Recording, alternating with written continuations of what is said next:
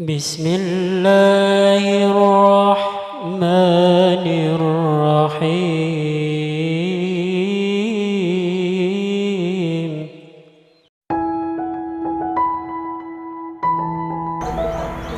Assalamualaikum warahmatullahi wabarakatuh. Anak-anakku sekalian yang di rumah, alhamdulillah kita jumpa lagi dengan Pak Musa yang kali ini akan memberikan materi kelas 8 yang judulnya adalah tentang sholat sunat. Dan kebetulan mungkin anak-anak sudah pegang buku paket seperti ini ya. Ini adalah buku paket PAI kelas 8. Yang belum, besok bisa berusaha di perpustakaan. Dan kali ini saya tunjukkan buku atau barangnya seperti ini.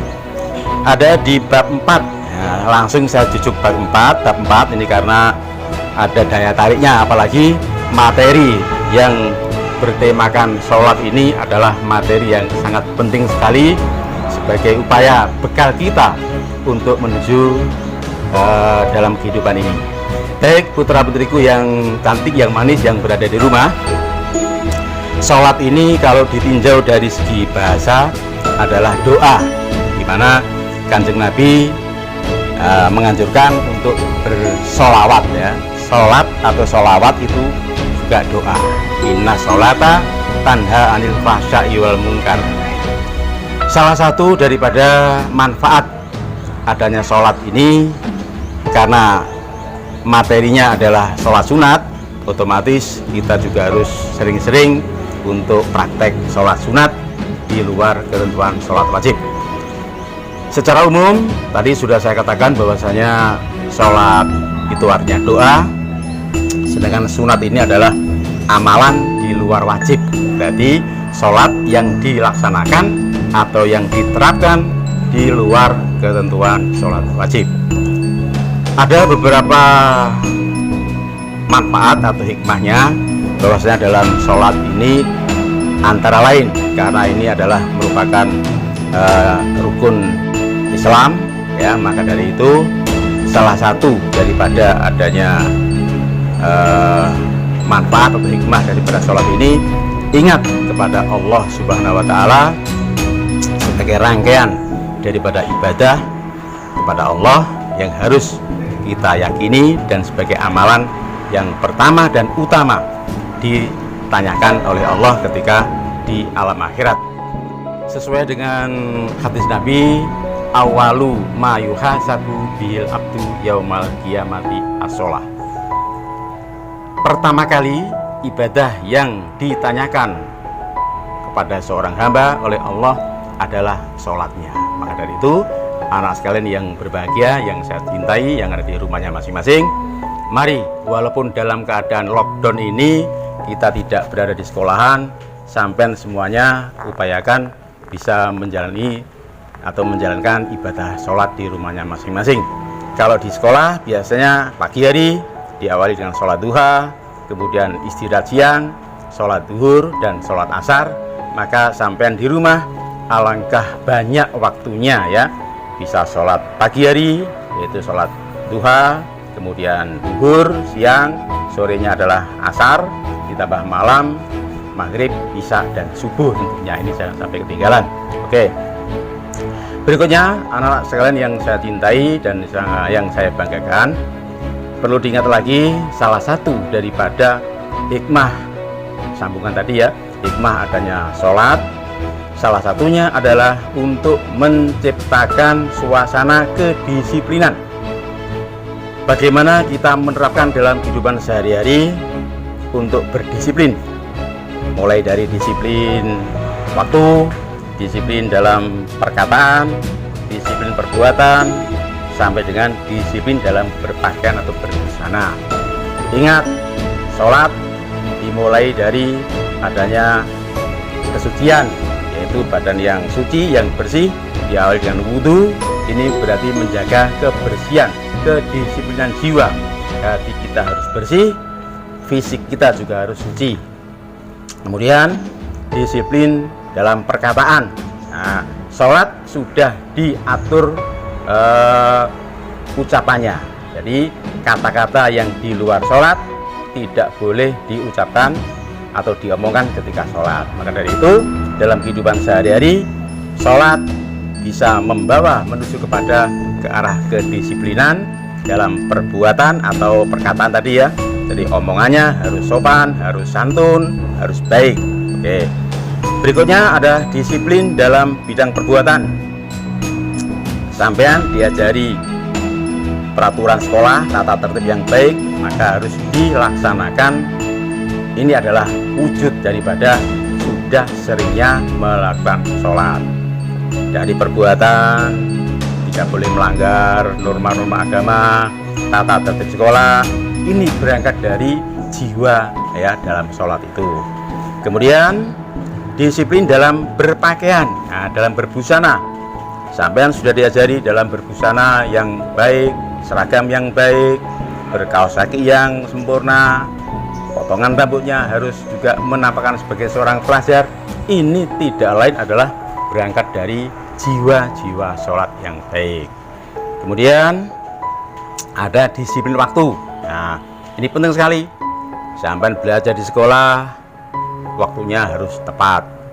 Paling tidak 15 menit sebelum bel masuk, nah, sampai sudah berada di sekolah, di alam sekolah. Ini adalah perwujudan daripada sholat.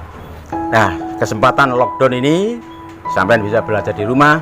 Alangkah indahnya apabila kedisiplinan di rumah kita tingkatkan. Sampean disuruh orang tuanya, bantu orang tua dengan disiplin, dengan omongan yang baik, dengan berbahasa yang halus ya, coro inggil, kromo inggil ya, atau dengan berbahasa Indonesia, tidak apa-apa, itu bagus sekali ya. Jadi dengan orang tuanya kromo inggil ya, itu sangat-sangat sempurna. Oke. Anak sekalian yang berbahagia dan yang saya banggakan, terkait adanya ibadah sholat yang tadi sudah saya katakan ada hikmahnya. Ini kalau kita kaji lebih lanjut, ada segudang hikmah, segudang manfaat. Termasuk urutan berikutnya adalah penambahan pahala. Nah, barangkali sampean dalam sholatnya kurang sempurna ya, ketika sholat wajib kurang sempurna, maka bisa ditambahi dengan sholat sunnah. Berikutnya adalah rasa sosial. Nah, sekarang bagaimana sholat kok bisa ikut merasakan rasa sosial? Kita cermati dulu anak-anak. Dalam sholat berjamaah misalnya, setelah salam, nah, kadang kita diajari untuk bersosial, bermasyarakat. Dengan bagaimana? Dengan cara bersalam-salaman. Inilah salah satu daripada adanya rasa sosial bermasyarakat. Yang kedua, misalnya lagi habis sholat berjamaah, kadang ada yang jagongan di musola, di masjid, di langgar, omong-omongan. Itu juga termasuk salah satu daripada sholat rasa sosial. Baik, anak sekalian yang saya cintai dan yang saya banggakan, ini ceritanya Pak Musa juga punya peragaan ya. Ini adalah sate, nah, sate orang sholat. Bisa tunjukkan karena gerakan sholat ya, tentunya dimulai dari takbiratul ihram, kemudian ada gerakan sendakep ya, bersedekap tangan ini. Nah, dalam gerakannya sholat diawali dengan takbiratul ihram. Ini punya arti apa? Takbir ya, Allahu Akbar. Nah, takbir itu berarti kan pasrah pada Allah, bersedekap atau sendakep gini ya. Ini juga sebagai perwujudan bahwasanya manusia hanya mengakui beriman pada Allah yang Maha Agung, yang Maha Besar. Kemudian diteruskan dengan doa-doa. Nah, salah satu daripada doa, karena ini adalah merupakan permohonan, maka dari itu doa ini harus diyakini dalam hati bahwasanya tidak ada yang mewujudkan doa kecuali Allah Subhanahu wa Ta'ala, mulai dari gerakan takbir sampai dengan salam. Alangkah baiknya dalam sela-sela doa itu kita juga minta kepada Allah dengan seyakin-yakinnya, dengan hati yang tulus ikhlas ya. Sampai tambahin doa dengan bahasa Jawa dalam hati ya, dalam hati aja. Ya Allah nyun sukses, ya Allah nyun berhasil dalam belajar. Ini sangat bagus sekali, mulai dari takbiratul ihram sampai dengan sebelum salam. Itu kesempatan doa. Yang lebih utama lagi, kata Kanjeng Nabi, doa yang paling ampuh adalah dilaksanakan ketika sujud.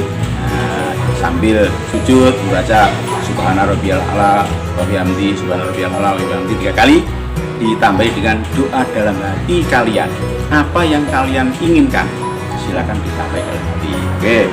Baik, putra putriku yang di rumah, ini Pak Mosa punya gambar ya, posisi orang sholat ya, yang dinamakan wayang sholat ya, wayang orang sholat atau sate, mergo ditusuk seperti sate ya. Ini ya, saya tunjukkan sate orang sholat ya, sate orang sholat ya, tapi rakyat dipangan ya.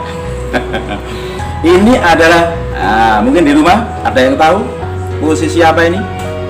Nah, ini adalah posisi duduk miring ya, duduk atahiyat akhir. Nah, oke, ini dengan adanya sholat seperti ini berarti menjelang salam ya. Ini menjelang salam, dalam gambar ini orang ini akan segera noleh ke kanan dengan baca Assalamualaikum warahmatullahi wabarakatuh, noleh kiri Assalamualaikum warahmatullahi wabarakatuh. Ini berarti salam ya, nah, sebagai perwujudan rasa sosial bermasyarakat. Oke, diteruskan. Ini sambil duduk, ini adalah atahiyat awal. Ini menunjukkan adanya atahiyat awal dengan menunjukkan jarinya, wujud daripada pengesaan Allah, membaca tasahud ya, asyhadu alla ilaha illallah wa asyhadu anna muhammadan abduhu wa rasul dan seterusnya. Oke, inilah salah satu daripada peragaan orang-orang sholat, dibuktikan dengan wayang orang sholat ya, atau sate orang sholat ya. Analogi yang saya banggakan di rumah, alangkah baiknya nanti dalam penugasan ini Pak Mosa pesan, karena sudah saya contohkan sate orang sholat dengan posisi seperti ini, sampai di rumah membuat sate orang sholat dengan berbagai macam gerakan ya. Ini tugas besok ketika masuk di kumpulan ya, yaitu boleh mengambil foto atau peragaan sendiri, kemudian ditusuk sama kayu atau lidi, giting seperti ini ya. Nah, ditunjukkan ini gerakan apa, mungkin gerakan orang ruku, gerakan orang sujud, gerakan berdiri, takbir. Nah, silakan diambil posisinya masing-masing. Tuh. Oke, langkah berikutnya masih dalam hal keimanan. Pak Guru juga punya permainan. Nah, nantinya di rumah juga bisa dibuat. Nanti di sekolah ini lewat video ini akan saya peragakan bagaimana penggunaan kartu. Nah, ini adalah kartu ajaib ya, kartu seperti ini. Tentunya anak sudah hafal ya, kartu remi, kartu domino ya, tapi jangan digunakan berjudi, karena dalam kartu ini ada pesan, ada wasiat yang sangat ajaib ya. Oke, saya foto dulu. Nah, ya, biasa main remi ya, tapi bukan untuk perjudian, tapi ini untuk pelajaran ya. Ini kemudian diambil